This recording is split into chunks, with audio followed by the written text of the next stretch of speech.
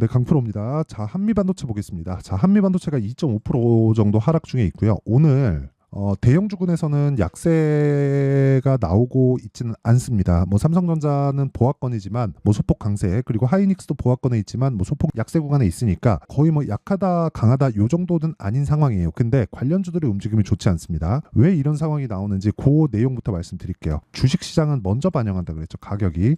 자, 그러면 그 가격이 먼저 반영했고 가격이 먼저 반영한 것에 대한 결과가 1차적으로는 나왔습니다. 1차적으로는 그게 뭐겠습니까? 삼성전자 실적이다. 그쵸? 삼성전자 실적. 지난주 금요일 날에 나왔죠. 예상치가 5조 5천억이었는데 실제 나온 수치를 보니까 6조 5천억에서 6천억 정도가 됩니다. 그러면 예상치보다 1조 원을 더 벌었죠, 돈을. 근데 여기서 중요한 게 있습니다. 삼성전자는 HBM에 대한 점유율이 그렇게 높지 않아요. 그렇다는 건 무슨 얘기가 되느냐? HBM에 대한 내용, 그리고 AI 시대가 옴으로 인해서 이쪽에 대한 투자가 굉장히 크게 일어나고 있고, 그러면서 어떤 부분이 발생했냐면 TSMC에 대한 뭐 실적을 보면 알 수 있고요. 그리고 TSMC 실적이 좋다는 건 엔비디아의 실적이 당연히 좋다는 거잖아요. 엔비디아에서 TSMC로 오더를 내리고 그 오더를 수행하면서 실적이 좋아지고, 그런 부분에 대한 그쵸 수요가 지금 폭발적으로 있다는 거잖아요. 뭐 마이크로소프트, 그리고 뭐 메타, 뭐 구글, 그쵸, 빅테크 업체들 지금 상위 15개 정도의 그 엔비디아 칩을 구매한 내역을 보잖아요. 그러면 정말 이름만 대면 알만한 기업들입니다, 전부 다. 근데 23년도보다 올해가 한 3배 정도 추가적으로 칩 구매한다고 오피셜하게 발표가 되어 있는 그런 상황이에요. 그리고 그런 부분을 가격이 먼저 반영한다. 근데 이런 부분이 실적으로 이 표현되는 첫 번째 단계가 지금 나왔다는 거예요. 그렇죠, 지난주에. 근데 그렇게 나오면서도 실적에 대한 개선세는 보세요. 삼성전자. 자, 내용 보시면 지금 6조 6천억이 나왔죠. 근데 이런 부분을 그냥 계산하기 쉽게 6조라고 잡아볼게요. 이걸 곱하기 4를 하면 24조죠. 24조면 가장 좋았었던 실적 51조 6천억. 그쵸? 여기에 50%도 채 되지 못하는 그런 정도입니다. 그러면 이 정도가 계속해서 개선해서 51조 정도를 넘을 수 있는 그런 상황이 나와야 주가에 피크를 치고 빠진다는 거예요. 이런 상황에서 우리는 지금 바닥에서 본다면 많이 올랐으니까 걱정이 될 수 있는데, 이런 부분이 앞으로 한동안 지속될 수 있다는 겁니다. 왜? 앞으로 더 좋아질 수 있으니까. 그렇죠? 왜?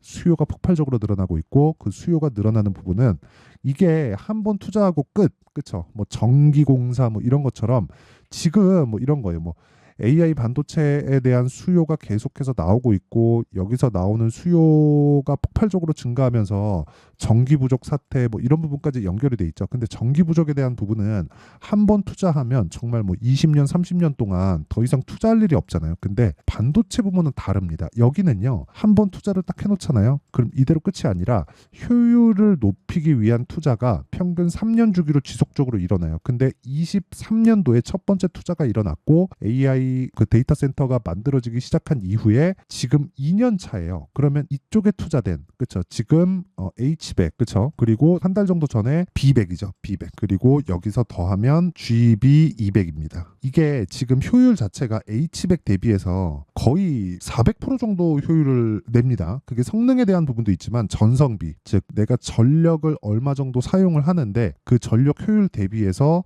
성능비가 굉장히 높다. 즉 같은 성능을 내더라도 전기를 4분의 1밖에 잡아먹지 않는다. 그렇죠? 이러면 당연히 유지비하고 연결이 되기 때문에 투자가 또 일어납니다. 이건 어쩔 수 없어요. 그러면 뭐 다음 단계 한 2단계 정도 만에 투자가 일어난다고 하더라도 기본적으로 6년 사이클이 만들어진다. 평균 3년으로 한 사이클을 봤을 때. 그러면 6년 사이클이라고 보면 이번에 투자하고 기존의 수요가 돌아오는 것까지 계산하면 지금 주가는 더 올라갈 수밖에 없는 그런 상황이라고 보시면 됩니다. 근데 이런 과정에서 첫 번째 단계, 그쵸? 첫 번째 단계인 실적에 대한 전환점이 지난주에 처음 나온 겁니다. 그러면 실적이 계속해서 좋아지는 과정에서 주가는 먼저 반영했고, 실적이 좋아지면서 매물 맞고 떨어지는 게 주식시장 고점 징후예요. 그런데 이제 첫 번째 좋아지는 그런 상황이 나왔기 때문에 실적은 분기하면 나오죠.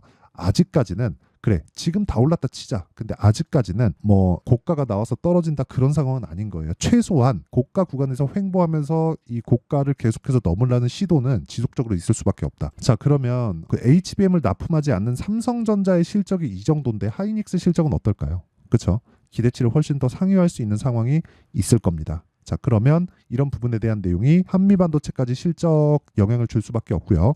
당연히 지금 조정 구간에 맞춰서 타점을 잡아야 되는 그런 상황이 있다. 그리고 그런 부분에 대한 내용을 여기 한미반도체의 가격과 단기 보유 전략으로 준비를 해놨습니다. 단기는 2주라고 말씀드렸고요. 2주 안에 내가 수익 전환을 시킬 수 있어야 됩니다. 만약에 2주 안에 수익 전환을 시킬 수 없으면 내가 심리가 무너져서 보유하고 있기가 힘들어요. 주식은 보유의 기술이라고 저는 판단을 하는데 그 보유의 기술에 맞춰서 내가 매매가 뭐 계속적으로 뭐 진행되거나 그러지 않으면 정말 심리가 뭐 흔들리거나 뭐 그런 상황이 벌어지기 때문에 매매 자체가 어려워집니다. 자, 그래서 딱 2주 안에 내가 수익 전환 시키려면 뭘 해야 됩니까? 당연히 가격을 잘 잡아야겠죠. 그 가격에 대한 부분 영상에서 이야기를 드리면 내용이 너무 길어질 수 있기 때문에 이렇게 제가 내용 준비를 해왔고요. 무엇보다 무료로 진행한다. 자, 그래서 구독과 좋아요 이 두 개 부탁드리고요. 상단에 있는 전화번호로 한미반도체라고 문자 보내주시면 제가 한미반도체의 가격과 단기 보유 전략을 다 공유해 드리도록 하겠습니다. 자, 그러면 시세 원리가 어떻게 진행되는지, 이 원리에 맞춰서 우리는 어떻게 매매를 해야 되는지 그 내용에 대해서 이야기를 드렸으니까 실제 타점을 어떻게 잡는지까지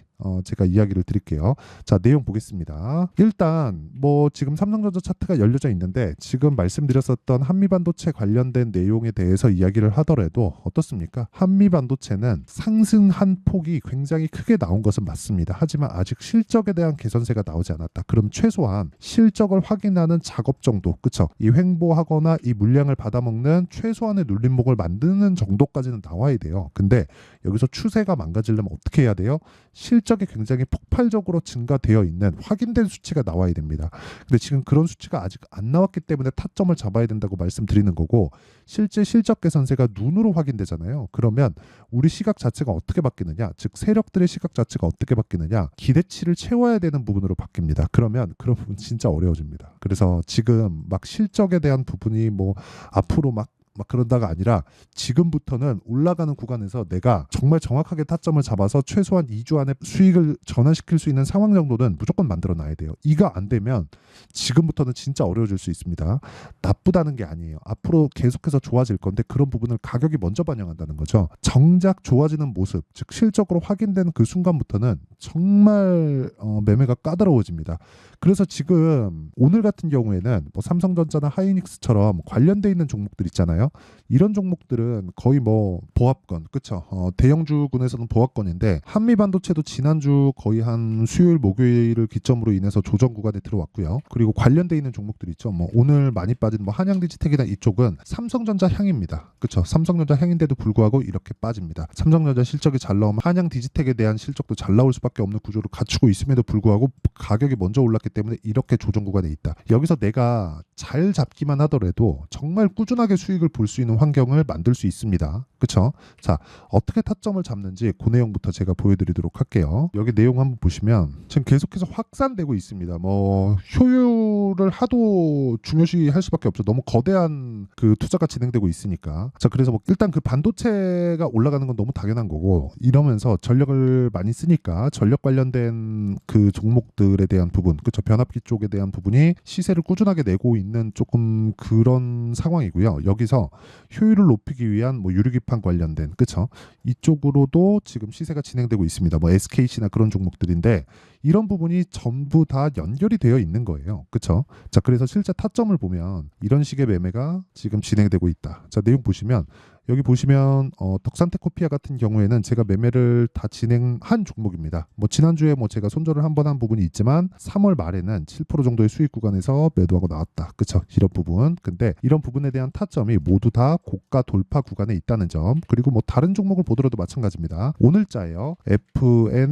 FNS테크. 자, 내용 보시면 오늘 19% 정도의 상승세. 그쵸? 근데 다 돌파 구간. 그리고 지난주 금요일 날에도 제가 매수한 구간이 있고 정확하게 돌파 구간을 공략했다는 점. 그리고 이런 부분을 제가 다 장 시작 전에 공개를 한다는 점이 있습니다. 그 밑에 뭐 JNTC나 그런 종목을 보더라도 마찬가지예요. JNTC. 자, 내용 보시면 오늘 28% 정도의 강세.